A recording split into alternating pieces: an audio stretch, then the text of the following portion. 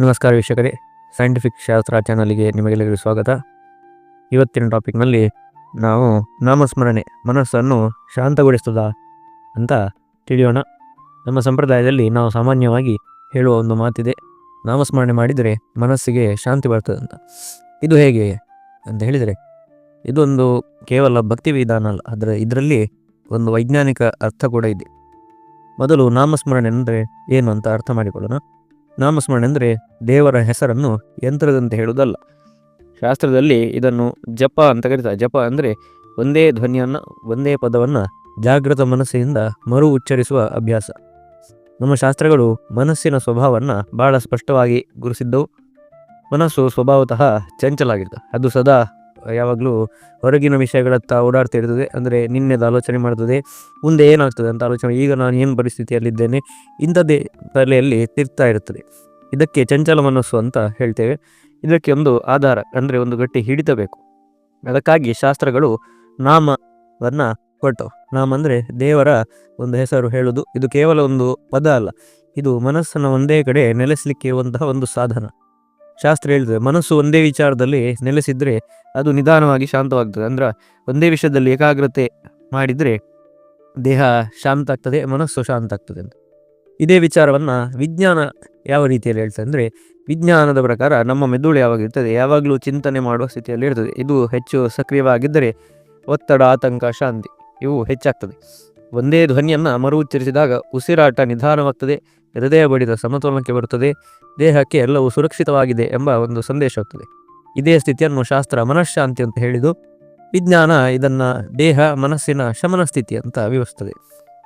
ಇಲ್ಲಿ ಇನ್ನೊಂದು ಮುಖ್ಯ ಪ್ರಶ್ನೆ ಅಂದರೆ, ಮಂತ್ರಗಳನ್ನು 10, 12, 28, 108, 1000 ಈ ನಂಬರನ್ನು ಮಾಡ್ತೇವೆ, ಅದು ಯಾಕೆ ಅಂತ ಹೇಳಿದರೆ, ಶಾಸ್ತ್ರದಲ್ಲಿ ಸಂಖ್ಯೆ ಅಂದರೆ ಒಂದು ಎಣಿಕೆ ಅಂತಲ್ಲ, ಅದರ ಹಿಂದೆ ಒಂದು ಯಾವುದಾದ್ರೂ ಒಂದು ಅರ್ಥ ಇರ್ತದೆ.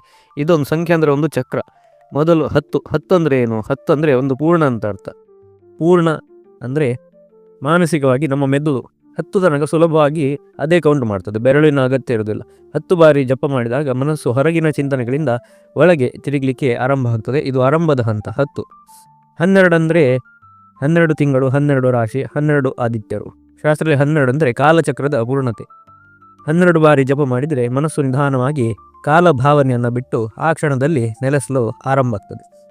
ನಂತರ 28 ಅಂದರೆ ಒಂದು ಮನಸ್ಸಿನ ಸಂಖ್ಯೆ. ಶಾಸ್ತ್ರದಲ್ಲಿ ಮನಸ್ಸಿಗೆ ಚಂದ್ರನ ಸಂಬಂಧ ಇದೆ. ಚಂದ್ರನಿಗೆ ಮನೋಭಿಮಾನಿ ಅಂತ ಹೇಳ್ತಾರೆ.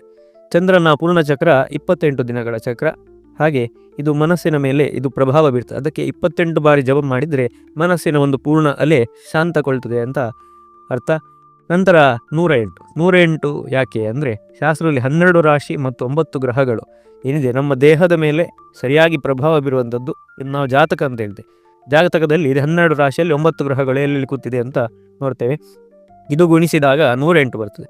ದೇಹ ಮತ್ತು ಮನಸ್ಸಿನ ಶಕ್ತಿಗಳ ಒಂದು ಪೂರ್ಣ ವಿನ್ಯಾಸ 108 ಪ್ರತಿಶತ. ವಿಜ್ಞಾನ ದೃಷ್ಟಿಯಿಂದ ನೋಡಿದರೆ ಒಂದೇ ಕ್ರಿಯೆ 108 ಬಾರಿ ಮಾಡಿದಾಗ ಮೆದುಳಿನಲ್ಲಿ ಒಂದು ಹೊಸ ಅಭ್ಯಾಸ ರೂಪುಗೊಳ್ತದೆ. ಮನಸ್ಸು ಕೇವಲ ಶಬ್ದವಾಗಿ ಮನಸ್ಸಿನ ಭಾಗವಾಗ್ತದೆ. ಅದಕ್ಕೆ ಜಪಮಾಲೆಯಲ್ಲಿ 108 ಮಣಿಗಳು ಸೇರ್ತದೆ.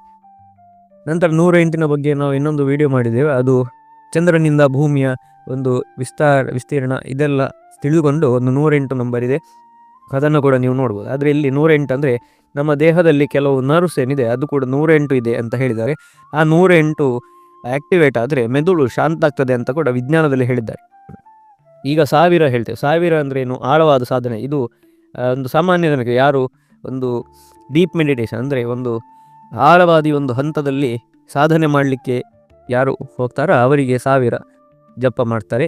ಈ ಹಂತದಲ್ಲಿ ಉಸಿರಾಟ, ಹೃದಯ ಬಡಿತ ಮತ್ತು ಮನಸ್ಸಿನಲ್ಲಿ ಏನಿದೆ ಒಂದೇ ಲಯಕ್ಕೆ ಬರ್ತದೆ. ಶಾಸ್ತ್ರ ಇದನ್ನು ನಾದಾನುಸಂಧಾನ ಅಂತ ಹೇಳ್ತಾರೆ.